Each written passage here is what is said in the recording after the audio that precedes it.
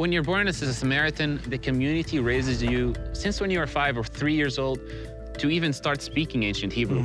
So when you're 5 years or 6 years old, you might finish reading the Torah. By the age of 8, you already can do the bar mitzvah here.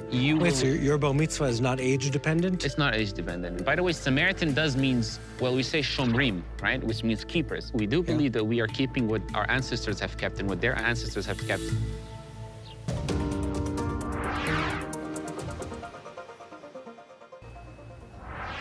The majority of the stories of the Bible took place in what we call today Judea and Samaria. If you think about sort of the map of the state of Israel, you have on the west the coastal area where the big cities are today, on the east the Jordan Valley, and all that mountainous and sort of really rugged terrain. That's Judea and Samaria. That's the heartland of the people of Israel.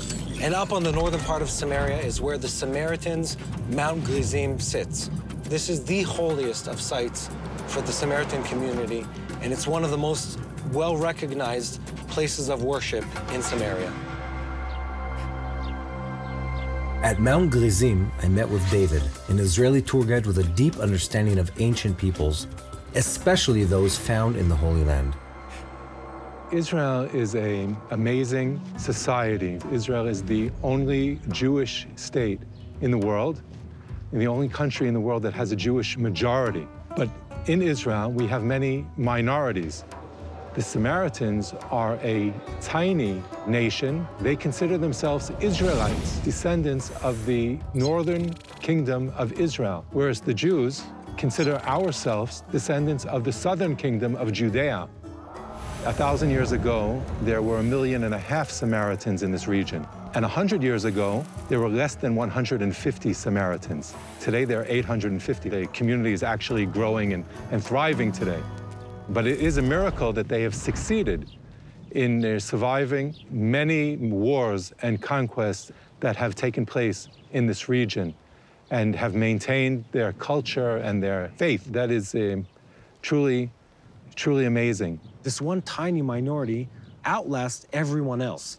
They outlasted the Jewish population for much of history, the Arabs who came and went, the Christians who came and went. They're the only ones who really remained here. When do the Samaritans date back to? That's where the dispute between the Jewish narrative and the Samaritan narrative begins. The Samaritans are a Semitic people that practice a religion very similar to Judaism, and they've maintained this practice in the Holy Land for thousands of years. And their sacred language is an ancient form of Hebrew. According to Samaritan tradition, the Israelites originally built a tabernacle on Mount Gerizim in the north of Israel. Then, King Solomon built the temple in Jerusalem, and Israel split into 2 kingdoms. The southern kingdom in Judea, with Jerusalem as its capital, and the northern kingdom, with Shechem or Nablus as its capital. The southern kingdom eventually became what we know as the Jewish people today, while the northern kingdom became the lost tribes of Israel, cut off from the rest of their people. The Samaritans say that they are the descendants of this northern kingdom that never really stopped worshiping on Mount Gerizim. But if you ask Orthodox Judaism for their version of events, the story is slightly different.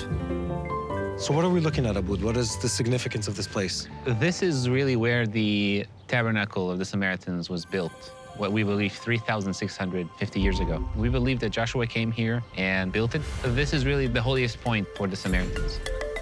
I had the privilege of exploring Mount Gerizim with Abud Cohen.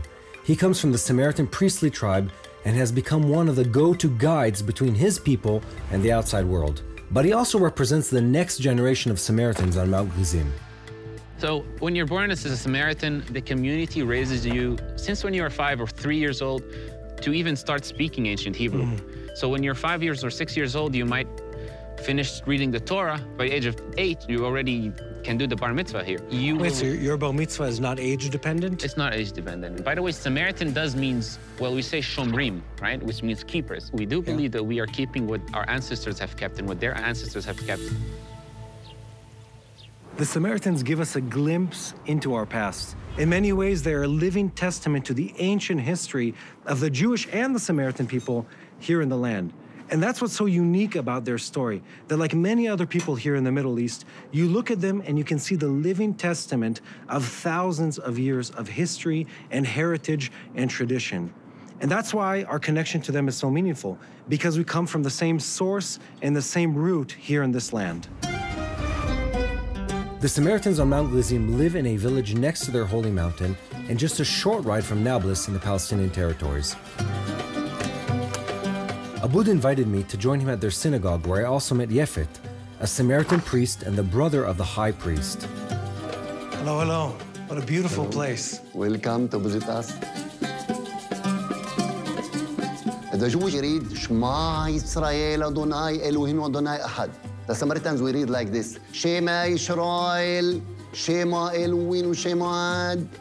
Samaritan religious customs are a throwback to Judaism's past, helping us understand what Jewish practice may have looked and sounded like thousands of years ago. What happens in this place? Like, what are the prayers that Please. We pray in the ground. Why? Because this is from Prophet of Moses. All the Israelites, we pray on the ground.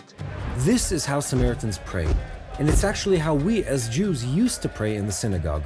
There are specific points in the Jewish prayer book where we are called to bow, like the Samaritans still do today.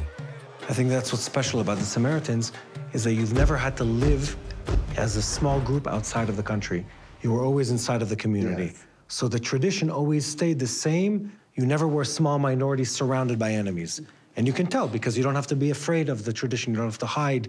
You don't have to change. The similarities between Jews and Samaritans are astounding. It's not hard to believe that we were once one people worshiping the same God on different mountains. But this still does not resolve the question of if the Samaritans are part of the Jewish people. Do you define yourself Jewish or related to the Jewish people? Or is it a separate identity that is disconnected? We believe that we are remnants of the ancient Israelites who entered the Holy Land 3,600 years ago. There were no Samaritans and there was no Jews. There was nothing called Samaritans. But after 450 years, there was a split. Maybe you heard about the kingdom of Judah and Samaria, right? Yeah. And the kingdom of Samaria was also called the kingdom of Israel. And we believe we were a part of the kingdom of Israel. It's a common question that we get asked, are you Israelis or are you Palestinians? And the truth is, we are neither and we are both at the same time. It's more complicated than people think. Technically, we do have the Palestinian and the Israeli ID. So what I like to say is that we are really kind of a link between both nations. I think we have a unique perspective of being able to see both really easily. The Samaritans are in a tough spot. Abud's community on Mount Gerizim sits in disputed territory between the Israelis and Palestinians. The other community of Samaritans lives within Israel proper, just outside of Tel Aviv, and their identity is much more closely tied to the Israeli people. I went there to visit Menashe, to see how they manage the complexities of being both Israeli and Samaritan. בוקר טוב, מנשה, מה שלומך? בוקר אור, אהלן, מתי. תפדל. זה הבית? כן. יפה מאוד. מה המאפיין של השכונה הזאת? אתם חלק מהשומרונים, כל השומרונים. השומרונים התאכלסו באזור הזה בשנת 1955. סך הכל היו בהתחלה 30 משפחות. כבר יש פה מעל 140 בתים. זו המזוזה השומרונית. זאת המזוזה. הרבה יותר גדולה מהיהודית. The mezuzah is a blessing from Deuteronomy that God commanded us to hang on the doorposts of our house. Today, Jewish mezuzahs are small and hidden inside the doorpost, likely a result of years of persecution and keeping a low profile in the diaspora. But the Samaritan mezuzah is large and prominently placed. Perhaps the Jewish mezuzah would still look the same if we never had to hide our identity. כמה זמן המסורת הזאת קיימת? כמה שנים? אלפים. כמה אלפים? 3,650 שנה. Menashe, a proud Samaritan and Israeli, served in the IDF for 40 years. Throughout the years, and still today, he's always made time to teach ancient Hebrew to the next generation. ברשת, bara, אלוהם, it, השמם, wit, הארץ. This is how he helps preserve the heritage of his people.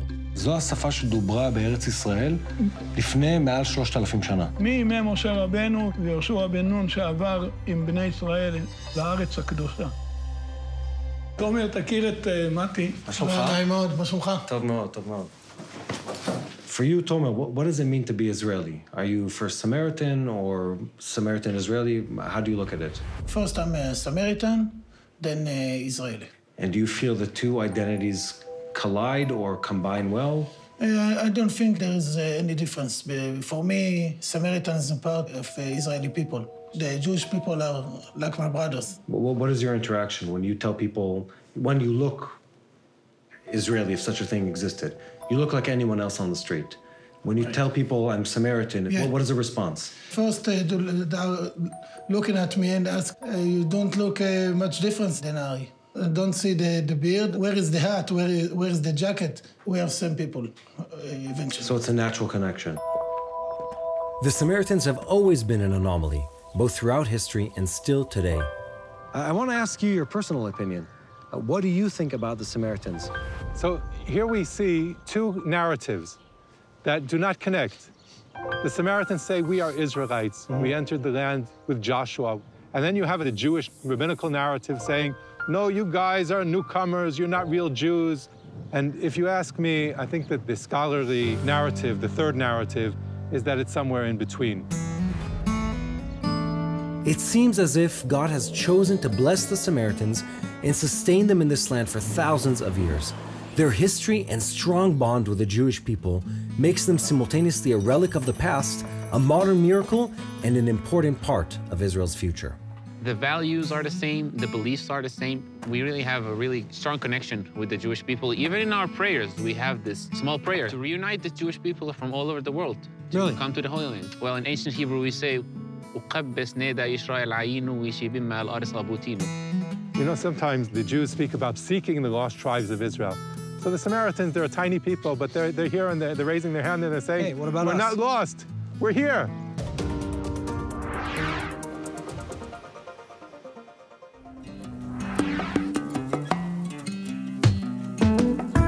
One thing you might not expect the Samaritan community to be known for is tahini, or sesame paste. In Hebrew, we say tchina. Tchina is a food staple that's found in many Middle Eastern dishes. And one of Israel's most famous tchina brands comes from none other than the Samaritan community on Mount Gerizim. Yaakov, we're standing here overlooking Nablus, Shechem, right next to your factory. While I was on Mount Gerizim, I took a trip to visit Yaakov Cohen, the owner of the Har Bracha Tchina. Your Tchina, Har Bracha Tchina, the mountain of blessing Tchina, is known throughout Israel and also internationally to be this very unique flavor. We begin to produce in 12 years 400 kilo only, and our dream was to produce 2,000 kilo. Per day? Per day. Today we produce 10,000. So aside from making excellent Tchina, your Har Bracha, Mountain of Blessing Tchina, is also known for being a unique place where you sort of are this little piece, microcosmos in the factory. So in this factory you can find, small factory, let's say, Israeli people, Palestinian people, Samaritan people, and someone who gives the kosher from one settlement. I tell all the world, come to see how we live with each other, work with each other, and eat with each other, yeah? So we have a small piece in a small factory here. Yaakov took me around his factory, and I got to see how he makes his famous tchina, Nice hat. while bringing Israelis and Palestinians together under one roof. We want to see the sesame, how it looks. So this is a slow roast. Slow roast. No machine can get the sesame here. Only a human, by his hand, can know it. What's your name? Muhammad. Now, what are you making here? Mixing simsim and water and salt. What do you think about the fact that you work with Arabs, Samaritans, Jews in one place? It's beautiful, really beautiful. Now that I saw the inner workings of the factory, it was time to taste the tchina. Chaim.